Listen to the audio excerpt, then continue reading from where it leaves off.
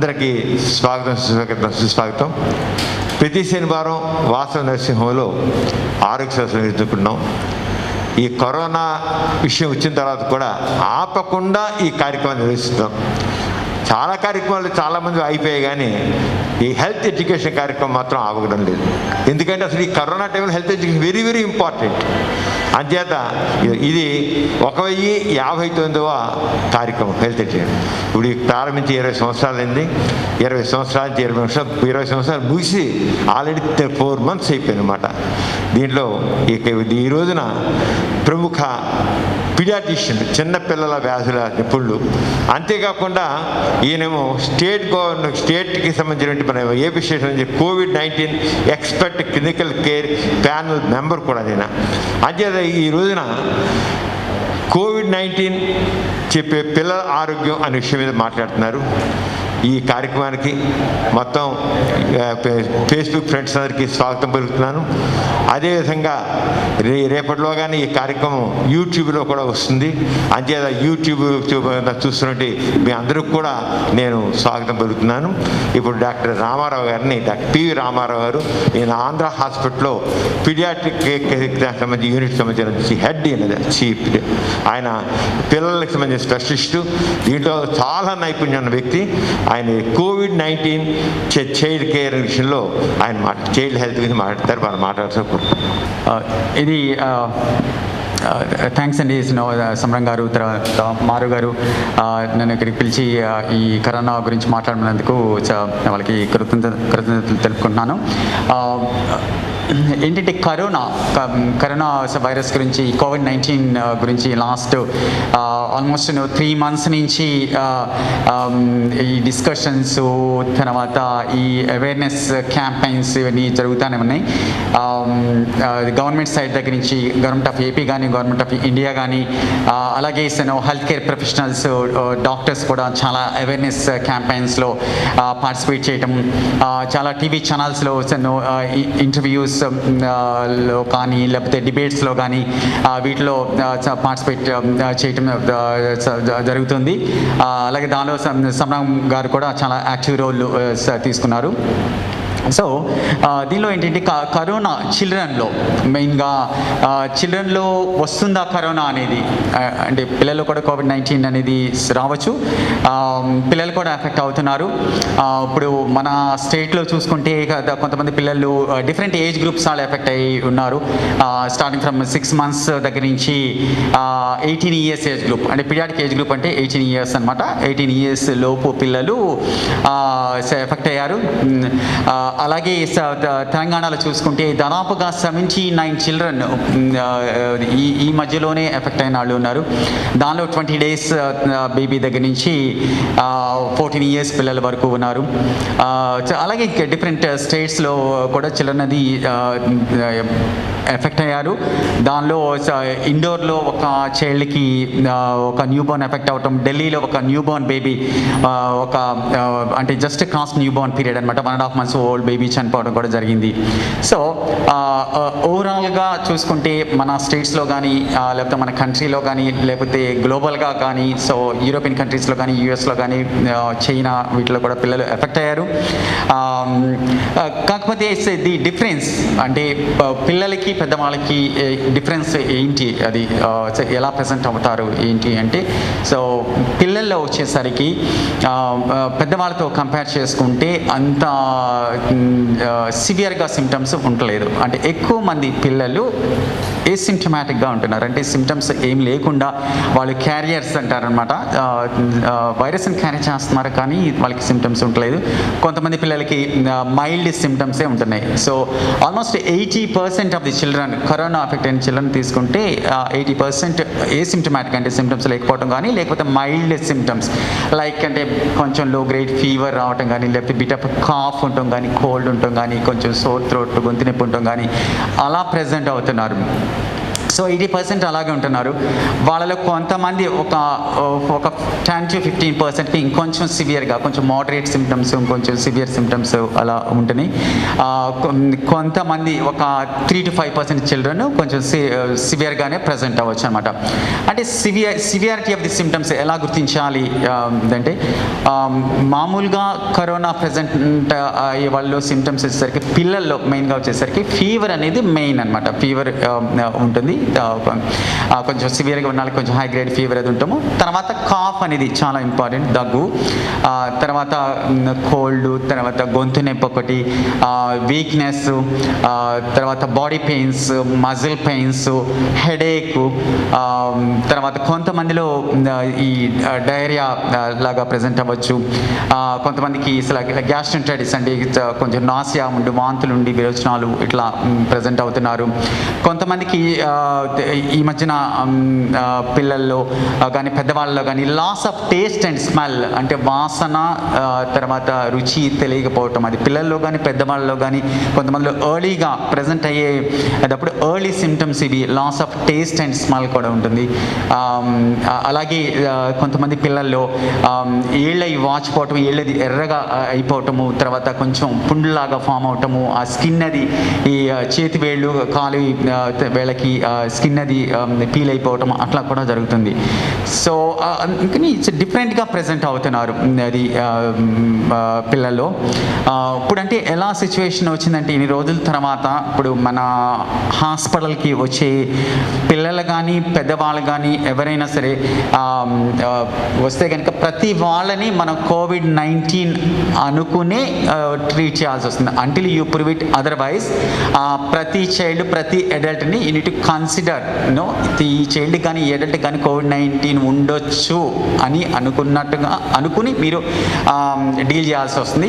దానికి తగినట్టుగా ఈ ప్రొటెక్షన్ అది ప్రొడక్టివ్ ఎక్విప్మెంట్ అది మీరు యూస్ చేయటము. అదే మనం క్యాజువాలిటీలో మనం డీల్ చేస్తుంటే కనుక ప్రొటెక్టివ్ గేర్ అంటే పైనుంచి కింద వరకు ఈ పర్సనల్ ప్రొటెక్టివ్ ఎక్విప్మెంట్ యూస్ చేయటం అనేది చాలా చాలా ఇంపార్టెంట్. పర్సనల్ ప్రొటెక్టివ్ ఎక్విప్మెంట్లో మెయిన్గా క్యాప్ ఒకటి, తర్వాత N95 మాస్క్ ఒకటి, తర్వాత ఫేస్ షీల్డ్ ఒకటి, గాగుల్స్ ఒకటి, ఫుల్ స్లీవ్ యాప్రాను, కింద లెగింగ్స్ అండ్ డబుల్ గ్లౌస్ ఉంటాయి అన్నమాట. అంటే ప్రతి వాళ్ళు ఈ ప్రొటెక్టివ్ గేర్ కంప్లీట్గా వేసుకోవాల్సిన అవసరం లేదు. మెయిన్గా ఈ క్యాజువాలిటీ ఏరియాలోను, తర్వాత ఇంటెన్సివ్ కేర్లోను, తర్వాత సస్పెక్టెడ్ కోవిడ్-19 మనం డీల్ చేస్తున్న ఐసోలేషన్ ఏరియాస్లోను పర్సనల్ ప్రొటెక్టివ్ ఎక్విప్మెంట్ మనం యూజ్ చేయాల్సిన అవసరం ఉంటుంది. మిగతా ప్లేసెస్లో మనం జాగ్రత్తలు తీసుకోవాలి డెఫినెట్గా. ట్రయాజ్ ఏరియా కానీ, అవుట్ పేషెంట్స్లో కానీ, ఇన్ పేషెంట్ ఏరియాస్లోనూ మనం జాగ్రత్తలు తీసుకోవాలి హెల్త్ కేర్ ప్రొఫెషనల్స్ అందరూ. అంటే దట్ ఇంక్లూడ్స్ 3 లేయర్ మాస్క్ కానీ, N95 mask and goggles or face shield, visor masks ఉంటాయి. వైజర్ మాస్క్ అంటే అది that covers mask, mouth, nose and also eyes కూడా కవర్ అవుతాయి. సో ఆ వైజర్ మాస్క్ వేసుకోవటము, తర్వాత గ్లౌస్ యూస్ చేయటం అనేది మస్ట్ అనమాట. అండ్ హై రిస్క్ అంటే మోడరేట్ రిస్క్, హై రిస్క్ ఏరియాస్లో మాత్రం మనం పర్సనల్ ప్రొటెక్టివ్ ఎక్విప్మెంట్ యూస్ చేయాల్సిందే అనమాట. సో అది as for as health care professionals వరకు మనం ఆలోచిస్తే. తర్వాత ఈ పిల్లల్లో సో వన్స్ ఇలా ప్రజెంట్ అయితే ఏం చేయాలి పిల్లల్ని అంటే, డెఫినెట్గా మనం హాస్పిటల్కి తీసుకురావాలా ఇది అనేది. అంటే పిల్లల్లో ఎక్కువ మంది మైల్డ్ సిమ్టమ్స్తోనే ప్రజెంట్ అవుతున్నారు కాబట్టి ఇప్పుడు ఉన్న పరిస్థితులను బట్టి రియల్గా కొంచెం అవసరం అయితేనే, అంటే లైక్ కొంచెం severe symptoms like fever, high grade fever, cough, కొంతమందిలో ఆయాసం రావచ్చు, డిఫికల్టీ ఇన్ బ్రీదింగ్ అది ఉంటుంది. తర్వాత కొంచెం వీక్గా ఉండి మరి ఏమి తీసుకోకుండా నోటి ద్వారా అట్లా ఉంటే కనుక డెఫినెట్గా హాస్పిటల్కి తీసుకురావాలి. తీసుకొచ్చి పీడియాట్రిషియన్తో అసెస్ చేయించుకోవడం అనేది చాలా చాలా important. On the other hand, just kind of mild symptoms ఉన్నాయి, just low grade fever, occasional cough ఉంది, it's looking like any kind of flu like illness లాగానే ఉంది. సో అటువంటిప్పుడు అంత హాస్పిటల్కి రావాల్సిన అవసరం లేదు. ఇప్పుడు ఉన్న పరిస్థితుల్లో హాస్పిటల్కి వచ్చి రావటం కన్నా టెలిమెడిసిన్ సర్వీసెస్ అనేవి అన్ని హాస్పిటల్స్లో టెలిమెడిసిన్ సర్వీసెస్ అవి స్టార్ట్ చేశారు. అట్లాగే గవర్నమెంట్ ఆఫ్ ఏపీ కూడా టెలిమెడిసిన్ సర్వీసెస్ వాళ్ళు కూడా చాలా రోజుల నుంచి చేస్తున్నారు. You could call telemedicine service call చేస్తే అక్కడి నుంచి పిడియాట్రిషియన్కి కనెక్షన్ ఇస్తారు. Paediatrician over the phone advice చేస్తారు. ఏదైనా మెడికేషన్స్ ఏమైనా అవసరమైనా ఓవర్ ది ఫోన్ కూడా కొన్ని మెడికేషన్స్, నాట్ ఆల్, కొన్ని మెడికేషన్స్ ఈ కోవిడ్-19 పాండమిక్ సీజన్లో ప్రిస్క్రైబ్ చేయొచ్చు. But on the other hand బాగోపోతే కనుక సివియర్గా సిమ్టమ్స్ ఉంటే కనుక డెఫినెట్గా హాస్పిటల్కి తీసుకొచ్చి చూపించాలి. సో అది as for the treatment is concern. తర్వాత ఈ పిల్లల్లో ఎవరు ఎక్కువ జాగ్రత్తలు తీసుకోవాలి అంటే పిల్లల్లో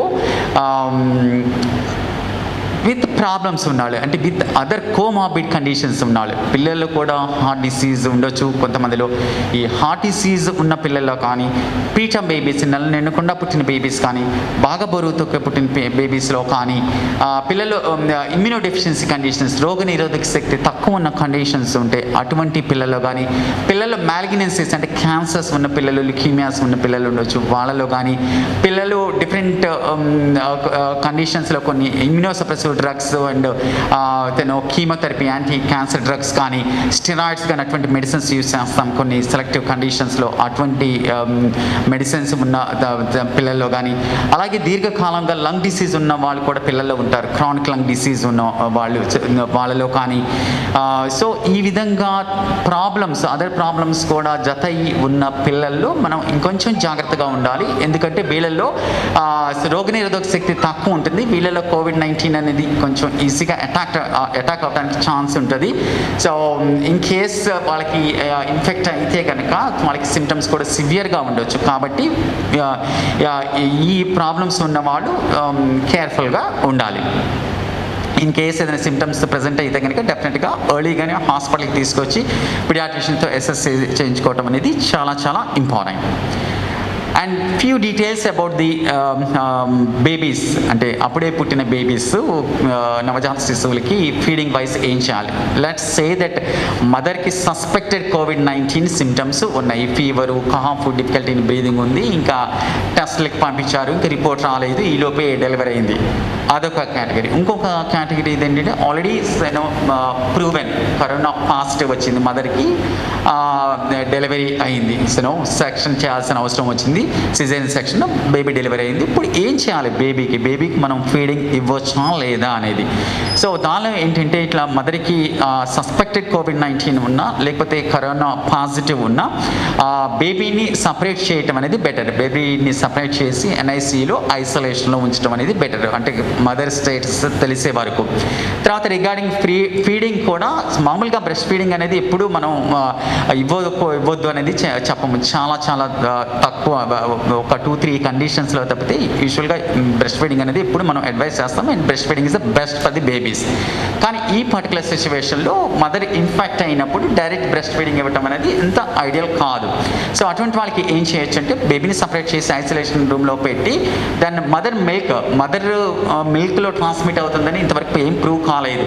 అంటే వర్టికల్ ట్రాన్స్మిషన్ మదర్ టు బేబీకి త్రూ ప్లాసెంటా ద్వారా ట్రాన్స్మిషన్ అవుతుందని కానీ, లేకపోతే బ్రెస్ట్ మిల్క్లో ఈ కరోనా వైరస్ సెక్రీట్ అవుతుందనేది కానీ ఇంతవరకు ప్రూవ్ అవ్వలేదు. కాబట్టి బ్రెస్ట్ ఫీడింగ్ అంటే డైరెక్ట్ బ్రెస్ట్ ఫీడింగ్ ఇవ్వకపోయినా సరే మనం ఎక్స్ప్రెస్డ్ బ్రెస్ట్ మిల్క్, పాలది పిండేసి అది కప్పులో తీసుకుని కప్ అండ్ స్పూన్ ఫీడ్ లాగా అట్లా ఇచ్చేసేయచ్చు.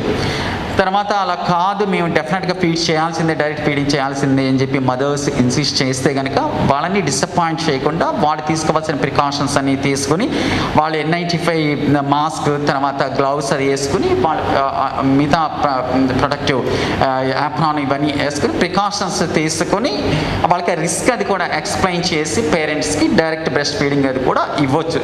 అంటే వాళ్ళకి ఎక్స్ప్లెయిన్ చేసిన తర్వాత వాళ్ళకి డెఫినెట్గా మేము ఇవ్వాలి, ఇచ్చి తీరాల్సిందే అని అన్నప్పుడు. సో అది regarding feeding is concern. Newborn babies కూడా కరోనా ఇన్ఫెక్ట్ అవుతున్నారు త్రూ మదర్ ద్వారా కానీ, అంటే నాట్ త్రూ వర్టికల్ ట్రాన్స్మిషన్ కాదు, ప్లాసెంటా ద్వారా కాదు, మదర్ ఇన్ఫెక్ట్ అయితే మదర్ ద్వారా మామూలుగా అంటుకున్నప్పుడు బేబీకి అట్లా ఇన్ఫెక్ట్ అవ్వడం కూడా అలా జరుగుతుందన్నమాట. అలా జరిగినప్పుడు బేబీని ఐసోలేట్ చేయాలి. తర్వాత బేబీకి కూడా టెస్ట్లు అవి పంపిస్తారు. ముందు వితిన్ 24 అవర్స్లో ఒక టెస్ట్, దాని తర్వాత 48 అవర్స్ తర్వాత మళ్ళీ ఇంకొకసారి ఈ RT-PCR టెస్ట్ అనేది చేస్తారు. అండ్ ఒకవేళ ఇన్ కేస్ అయినా పాజిటివ్ వస్తే కనుక వాళ్ళకి ఐసోలేషన్లో పెట్టి మిగతా చిల్డ్రన్ ఎలా ట్రీట్ చేస్తున్నామో అలా చేయాలి. సో అది regarding corona in new Born babies. తర్వాత మదర్కి పాజిటివ్ వచ్చినప్పుడు తీసుకోవాల్సిన జాగ్రత్తలు ఏంటి. తర్వాత ఇప్పుడు ఉన్న పరిస్థితిలో ఏంటంటే స్కూల్స్ కాలేజెస్ అని క్లోజ్ చేస్తారు, పిల్లలు ఆల్ ది టైమ్ ఇంట్లోనే ఉంటున్నారు. సో వాళ్ళని ఎలా మేనేజ్ చేయాలనేది చాలా యూనో కష్టం అయిపోతుంది. అంటే మదర్స్కి ఇట్స్ నాట్ దట్ ఈజీ. ఎందుకంటే వాళ్ళు మార్నింగ్ టు ఈవినింగ్ స్కూల్స్కి వెళ్ళటం, కాలేజ్కి వెళ్ళటం, అక్కడ చదువుకోవటం, ఇంటికి వచ్చిన తర్వాత హోంవర్క్స్ చేయటం, నైట్ ట్యూషన్స్కి వెళ్ళటం, ఇవన్నీ చేస్తే రోజంతా పొద్దు నుంచి రాత్రి వరకు ఏదో ఒకటి ఎంగేజ్ అయిపోతానే ఉన్నారు. అది అట్లా గడిచిపోతుంది. ఇప్పుడు అసలు వాళ్ళకేమో టైం గడవట్లేదు, ఆల్ ది టైం ఇంట్లోనే ఉంటున్నారు. పేరెంట్స్కి డీల్ చేయడం కూడా చాలా కష్టం అయిపోతుంది. సో అటువంటిప్పుడు పిల్లలు ఇంట్లో ఉన్నప్పుడు తీసుకోవాల్సిన జాగ్రత్తలు ఏంటి, తల్లిదండ్రులు వాళ్ళని ఎలా మిగతా వాటిలో ఎలా డైవర్ట్ చేయొచ్చు, ఎలా చేయొచ్చు అంటే ఒకటి ఇంట్లో కూడా జాగ్రత్తలు తీసుకోవడం అనేది చాలా ఇంపార్టెంట్. పర్సనల్ హైజీన్ మన ప్రతిరోజు ప్రతి నిమిషం దాని గురించి ఆలోచిస్తున్నాము గత 2 నెలల నుంచి. Personal hygiene, hand washing is very important. Hand washing for 20 seconds. కొంచెం పెద్ద పిల్లలు అంటే 5 సంవత్సరాలు దాటిన పిల్లలు అంటే కొంచెం చేతులే కడుక్కోరా, ప్రాపర్గా కడుక్కోరా అని చెప్పి మనకు కొంచెం చెప్తే వాళ్ళు వింటారు. లేకపోతే వాళ్ళు హ్యాండ్ వాషింగ్ చేసుకునేటప్పుడు మనం పేరెంట్స్తో హెల్ప్ చేయటము. అలాగే ఇంట్లో కూడా సాధ్యమైనంత వరకు కొంచెం డిస్టెన్స్ మెయింటైన్ చేసే, కొంచెం భోజనం చేసేటప్పుడు కానీ, మాట్లాడుకునేటప్పుడు కానీ, మిగతా యాక్టివిటీస్ చేసేటప్పుడు కానీ కొంచెం ఆ దూరం ఒక కనీసం 3 feet డిస్టెన్స్తోని మనం డిస్టెన్స్ మెయింటైన్ చేసి పిల్లలు పెద్దవాళ్ళు ఆ డిస్టెన్స్లోని మనం మాట్లాడుకోవటం చేయాలి. తర్వాత ఇదేంటంటే ఇంట్లో ఉన్నప్పుడు పిల్లలకి ఇన్ఫెక్ట్ అయితే వాళ్ళు ఏసిమ్టమాటిక్గానే ఉంటున్నారు ఎక్కువ మంది, ఇందాక నేను చెప్పినట్టు. కానీ దానివల్ల ఏంటంటే పిల్లల వలన అడల్ట్స్ ఎఫెక్ట్ అవ్వచ్చు. అడల్ట్స్ కానీ elderly people very important. Elderly people అంటే 60 సంవత్సరాలు దాటిన గ్రాండ్ మదర్స్, గ్రాండ్ పేరెంట్స్ ఉంటారు. వాళ్ళకి వీళ్ళకి ఆ టచ్ ఉందనుకోండి, వాళ్ళ ఇంట్లో ఉన్న గ్రాండ్ చిల్డ్రన్కి, వీళ్ళు ఏసిమ్టమాటిక్గానే ఉంటున్నారు, వీళ్ళు మైల్డ్గానే సిమ్టమ్స్ వస్తున్నాయి, వీళ్ళు రికవర్ అయిపోతున్నారు. వీళ్ళు పెద్దవాళ్ళకి అంటించారంటే, స్ప్రెడ్ చేస్తారంటే పెద్దవాళ్ళు మాత్రం చాలా సిక్ అయిపోతున్నారు. పెద్దవాళ్ళలో 60 సంవత్సరాలు పైబడిన వాళ్ళలో ఎస్పెషల్లీ వాళ్ళకు కూడా కోమార్బిడ్ కండిషన్స్ ఉన్నప్పుడు, హైపర్ టెన్షన్ కానీ, డయాబెటీస్ కానీ, హార్ట్ డిసీజ్ కానీ, ఇంకా అదర్ ఇమ్యూనోడెఫిషియన్సీ ప్రాబ్లమ్స్ కానీ, అదర్ మ్యాలిగ్నెన్సీస్, క్యాన్సర్స్ ఉండి వాళ్ళ డ్రగ్స్ మీద ఉన్నప్పుడు కానీ, అటువంటి వాళ్ళు ఈజీగా ఎఫెక్ట్ అవ్వటం, వాళ్ళ ఎఫెక్ట్ అయితే కనుక చాలా సివియర్గా ఉంటున్నాయి. సో నేను చెప్పేది ఏంటంటే పిల్లలను ఇంట్లో ఉన్నప్పుడు కూడా జాగ్రత్తలు తీసుకోవటం. I know it is difficult, చాలా కష్టం. ఊరికి నేను చెప్పినంత ఈజీ కాదు పిల్లల్ని ఇంట్లో మేనేజ్ చేయటం అనేది. బట్ సాధ్యమైనంత వరకు ఇప్పుడు ఇంట్లోనే ఉండి ఎక్కువ మంది వర్క్ ఫ్రమ్ హోమ్ చేస్తున్నారు కాబట్టి, బోత్ పేరెంట్స్ ఇంట్లోనే ఉంటున్నారు కాబట్టి, ఒకళ్ళు ఇంట్లో యాక్టివిటీస్ చేసుకుంటూ ఇంకొక పేరెంట్ అయినా తన పిల్లల్ని ఇంట్లో జాగ్రత్తగా చూసుకోవటం, వాళ్ళని మలయటము. తర్వాత ఇంట్లో కూడా వాళ్ళని ఎలా ఎంగేజ్ చేయాలి. ఎందుకంటే ఆల్ ది టైమ్ వాళ్ళు ఏదో టీవీలు చూసుకోవటము, లేకపోతే ఆన్లైన్లో ఉండటం అలా కాకుండా వాళ్ళని ఎలా ఎంగేజ్ చేయాలి, వాళ్ళని ఎలా చేయాలంటే ఒకటి వాళ్ళకి ఇంట్రెస్ట్ ఉన్న యాక్టివిటీస్. ఫర్ ఎగ్జాంపుల్ వాళ్ళకి ఏదో కుకింగ్ ఇంట్రెస్ట్ ఉంది, ఒక అమ్మాయి ఉంది 10 year old girl, తన కుకింగ్ అంటే ఇంట్రెస్ట్. సో మదర్ తనతో అటాచ్ అయ్యి కుకింగ్ గురించి, కుకింగ్లో ఇన్వాల్వ్ అయ్యేది చేయటం. అలాగే ఇంకెవరికైనా గార్డెనింగ్ అంటే ఇంట్రెస్ట్ ఉంటే కనుక గార్డెనింగ్లో వాటరింగ్ చేసేటప్పుడు వాళ్ళని ఇన్వాల్వ్ అయ్యేది చేయటము. అలాగే వాళ్ళతోనే కొంచెం టైం స్పెండ్ చేయటం. And this is the time parents children ఆ రిలేషన్షిప్ ఇంప్రూవ్ చేసుకోవడానికి దిస్ ఈజ్ ద టైం ఉంటుంది. కాబట్టి ఇప్పుడు వాళ్ళతో కొంచెం టైం స్పెండ్ చేసి వాళ్ళకి ఇష్టమైన గేమ్స్ కానీ, క్యారమ్స్ కానీ, చెస్ కానీ, అటువంటి వాటిలో వాళ్ళతో కూడా కలిసి పెద్దవాళ్ళు కూడా ఆడటం. సో ఆ విధంగా ఎంగేజ్ చేయటం అలా చేయొచ్చు అనమాట. అలాగే మిగతా things, this is a time for yoga కానీ, మెడిటేషన్ కానీ, బ్రీదింగ్ ఎక్సర్సైజ్ కానీ. ఇంతకుముందు మీకు అలవాటు లేకపోయినా, పిల్లలకి ఆ అలవాటు చేయకపోయినా, దిస్ ఈజ్ ద టైం పిల్లల్లో కూడా చేసే యోగా ఇది ఉంటుంది. అలాగే బ్రీదింగ్ ఎక్సర్సైజ్ కానీ, మెడిటేషన్ కానీ, కొంచెం పెద్ద పిల్లలు 10 years దాటిన పిల్లలకి ఇవి అలవాటు చేసి వాళ్ళతో కూడా ఇవి యోగా, మెడిటేషన్, బ్రీదింగ్ ఎక్సర్సైజ్ ఇవన్నీ చేయించడము. తర్వాత మిగతా టైంలో కొంత time listening to the music, లేకపోతే ఇంట్రెస్టింగ్ మూవీస్ ఉంటే ఏమైనా చూడటము, అలా చేయొచ్చు అనమాట. కొంత టైం వాళ్ళకు కూడా ఇవ్వాలి. అంటే పిల్లలకి ఇప్పుడు అడాలసెంట్ ఏజ్ గ్రూప్ ఉన్నారనుకోండి, టీనేజ్ చిల్డ్రన్, అన్నీ మనం ఏదో ఒక రూల్స్ పెట్టేసి, ఒక రూల్స్ మాస్టర్ లాగా ఇంట్లో చెప్పేసి నువ్వు ఇలా ఇన్ను అలా ఇన్ను అంటే వాళ్ళకి విసుకొచ్చేస్తుంది. సో అలా కాకుండా వాళ్ళకు కూడా కొంత టైం ఇచ్చి, నువ్వు okay this is the time, ఒక ½ hour యూ కుడ్ జస్ట్ నువ్వు ఫోన్లో మాట్లాడుకోవడం, లేకపోతే ఆన్లైన్లో ఉండటమో, లేకపోతే ఇంకోటి చేసుకోవచ్చు. అంటే గుడ్ థింగ్స్. అండ్ మిగతా టైంలో మేము చెప్పినట్టు చేయండి. మిగతా టైంలో కొంత టైం హోంవర్క్ చేసుకోండి. అలాగే ఇప్పుడు ఏంటంటే కొంచెం ఇప్పుడు ఆన్లైన్ ట్యూషన్స్, ఆన్లైన్ టీచింగ్ కూడా కొన్ని స్కూల్స్ అండ్ కాలేజ్లో స్టార్ట్ చేశారు. సో దానిలో ఆన్లైన్ ట్రైనింగ్ వాటిలో అటెండ్ అవ్వటము, తర్వాత వాళ్ళు ఇచ్చిన హోంవర్క్స్ చేయటము. సో కొంత టైం అలా గడిచిపోతుంది. కొంత టైం పేరెంట్స్తో స్పెండ్ చేయడం, కొంత టైం గేమ్స్ అండ్ స్పోర్ట్స్లో స్పెండ్ చేయటము, కొంత టైం యోగా, మెడిటేషన్, ఎక్సర్సైజ్ ఇవన్నీ చేయటం. సో అలా చేస్తే వాళ్ళకి టైం గడుస్తుంది. తర్వాత వాళ్ళు సైకలాజికల్గా కూడా అప్సెట్ కాకుండా ఉంటారు. అదర్ ప్రాబ్లం ఏంటంటే ఇప్పుడు ఉన్న వాటిలో ఒకటేమో హెల్త్ కేర్ ప్రొఫెషనల్స్కి వాళ్ళంతా బర్న్అవుట్ అయిపోతున్నారు. ఫ్రంట్ లైన్ ఉన్న వారియర్స్ అందరూ బర్న్అవుట్ అయిపోయి వాళ్ళకి ఆ యాంగ్జైటీ అండ్ డిప్రెషన్, కొంతమంది డిప్రెషన్కి వెళ్ళిపోతాము. సో ఇవి కూడా జరుగుతున్నాయి. అది హెల్త్ కేర్ ప్రొఫెషనల్స్లో జరుగుతుంది. అలాగే పిల్లలకి వచ్చేసరికి వాళ్ళకి ఆ సైకలాజికల్ ఇంపాక్ట్ అది ఉంటుంది. ఏంటంటే ఎప్పుడు ఇంటి దగ్గర ఉన్న నాడు ఒకేసారి ఇన్ని గంటలు, రోజులు తరబడి, వారాల తరబడి ఇంట్లో ఉండమంటే వాళ్ళకి కష్టంగా ఉంటుంది. సో ఆ సైకలాజికల్గా వాళ్ళు అప్సెట్ అవ్వకుండా, ఆ సైకలాజికల్గా ఇంపాక్ట్ లేకుండా ఉండాలంటే వీళ్ళని మిగతా యాక్టివిటీస్లో డైవర్ట్ చేస్తే ఐ థింక్ వాళ్ళు అడ్జస్ట్ అయిపోతారు. వాళ్ళు కూడా తర్వాత మనతో కోఆపరేట్ చేసి యూనో హోంవర్క్స్ చేసుకోవడం కానీ, ఇంట్లో యాక్టివిటీస్లో ఇన్వాల్వ్ అవ్వడం కానీ చేస్తారనమాట. సో దట్స్ అబౌట్ ఇంట్లో చేయవలసింది. తర్వాత రిగార్డింగ్ ఫుడ్, పిల్లల్లో food it's very very important. ఇప్పుడు వరల్డ్ హెల్త్ ఆర్గనైజేషన్ కూడా చెప్పింది ఏంటంటే మెయిన్ ఇంపార్టెంట్ థింగ్స్ ఏంటంటే పెద్దవాళ్ళు అయితే కనుక avoiding smoking and alcohol very very important. అవి తీసుకోకూడదు ఎస్పెషల్లీ ఈ టైంలో. And other things and lifestyle ఒకటి, and taking proper diet and exercise and proper sleep and less stress లేకుండా రిలాక్స్డ్గా ఉంటాం. సో ఈ 5-6 థింగ్స్ అనేది చాలా చాలా ఇంపార్టెంట్. దానిలో ఇంపార్టెంట్ థింగ్ వచ్చేసరికి ఫుడ్. సో అడల్ట్స్లో కూడా healthy food and balance diet తీసుకోవడం అనేది వెరీ వెరీ ఇంపార్టెంట్. అది పిల్లల్లోకి వచ్చేసరికి మెయిన్లీ ఇట్స్ వెజిటేరియన్. అంటే కొంచెం నాన్ వెజ్ తీసుకునే వాళ్ళు తీసుకోవచ్చు, దాంట్లో తీసుకోకూడదని కాదు, but vegetarian is very important. And దానిలో కూడా గ్రీన్ లీఫీ వెజిటేబుల్స్, ఆకుకూరలు, అన్ని రకాల ఆకుకూరలు తీసుకోవటం. తర్వాత other vegetables like carrot, beetroot, వాటిలో డిఫరెంట్ వైటమిన్స్ ఉంటాయి. బి కాంప్లెక్స్ ఉంటుంది, వైటమిన్ ఏ ఉంటుంది, ఐరన్ ఉంటుంది, యాంటీ ఆక్సిడెంట్స్ ఉంటాయి, వైటమిన్ ఈ ఉంటుంది. సో అవన్నీ it protects and it improves your immunity directly or indirectly. అట్లాగే other fruits are also very very important. All citrus fruits like lemon కానీ, orange కానీ, grapes కానీ, other fruits like watermelon, pineapple and all other fruits. అన్ని fruits మంచివే. దానిలో మనకి కావాల్సిన వైటమిన్సే కాదు, మనకి కావాల్సిన యాంటీ ఆక్సిడెంట్స్ ఉంటాయి. Basically that improves our immunity levels and దానివల్ల మనకి ఈ కరోనా రిస్క్ అది కూడా రావడానికి ఛాన్సెస్ అవి కూడా తక్కువ ఉంటాయి అన్నమాట. సో అలాగే అదర్ థింగ్స్ మన రెగ్యులర్గా మనం కూరల్లో వాడే ఒక పసుపే తీసుకోవచ్చు, జింజరే తీసుకోవచ్చు, జీలకర్ర తీసుకోవచ్చు, తర్వాత కొత్తిమీర, ఇంకా డిఫరెంట్ వీటన్నిటిలో కూడా యాంటీ ఆక్సిడెంట్స్ ఉంటాయి అన్నమాట. సో ఆ రకాలు అవి కలిపిన ఫుడ్స్ అవి తీసుకోవటం అనేది కూడా important. So basically healthy food. So ఓవరాల్గా నేను చెప్పేది ఏంటంటే పిల్లల్లో కూడా కరోనా రావచ్చు. నేను చెప్పినట్టుగా అలా పిల్లల్లో కూడా ఈ కరోనా సిమ్టమ్స్ ఉంటే కనుక తీసుకోవాల్సిన జాగ్రత్తలు తీసుకోండి. పెద్దవాళ్ళు కూడా పిల్లలతో ఉన్నప్పుడు కొంచెం జాగ్రత్తగానే ఉండండి. పిల్లల్ని ఈ టైంలో మాత్రం బయటకు పంపించకూడదు. ఇట్స్ డిఫికల్ట్, బయటకు పంపించకుండా ఇంట్లో నుంచి కష్టం. కాకపోతే బయటకు వెళ్ళి బయట పిల్లలతో ఆడుకుని వాళ్ళకి ఏమున్నాయో తెలియదు, అది మాత్రం పొరపాటును కూడా చేయొద్దు. ఇంట్లోనే ఉంచండి, ఇంట్లోనే డిఫరెంట్ యాక్టివిటీస్లో ఎంగేజ్ చేయండి, హెల్దీ ఫుడ్ పెట్టండి అండ్ ప్రాపర్ స్లీప్. ఇంట్లో అందరూ రిలాక్స్డ్గా ఉండండి, జాగ్రత్తగా ఉండండి. Last but not least it's a personal hygiene is very very important. And social distancing 3 to 6 feet దూరంలో ఉండటం అనేది చాలా ఇంపార్టెంట్. బయటికి అనేది అగైన్ లాక్డౌన్ అనేది ఎక్స్టెండ్ చేశారు టిల్ 17th వరకు. బయటికి అవసరమైతేనే వెళ్ళండి, ప్లీజ్ బయటికి అవసరమైతేనే వెళ్ళండి. వెళ్ళినప్పుడు మాస్క్ అది పెట్టుకుని వెళ్ళండి, ఎంతో కొంత ప్రొటెక్షన్ ఉంటుంది.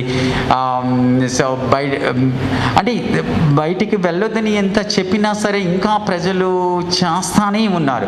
అంటే మన డాక్టర్స్ చెప్తున్నారు, గవర్నమెంట్స్ చెప్తున్నాయి వెళ్ళొద్దని దన్నాలు పెట్టి చెప్పినా సరే ఇంకా బయట తిరుగుతూనే ఉన్నారు. బైక్స్ మీద 2-3 కలిసి వెళ్ళటము, తర్వాత గుంపులుగా చేరటము, ఇంకా చిన్న చిన్న ఫంక్షన్స్ అన్నీ చేసుకోవటము, తర్వాత రైతు బజార్లో కానీ రేషన్ షాప్స్లో కానీ ఎక్కువ మంది దగ్గరలో నుంచోవటం, ఇవన్నీ చేస్తానే ఉన్నారు.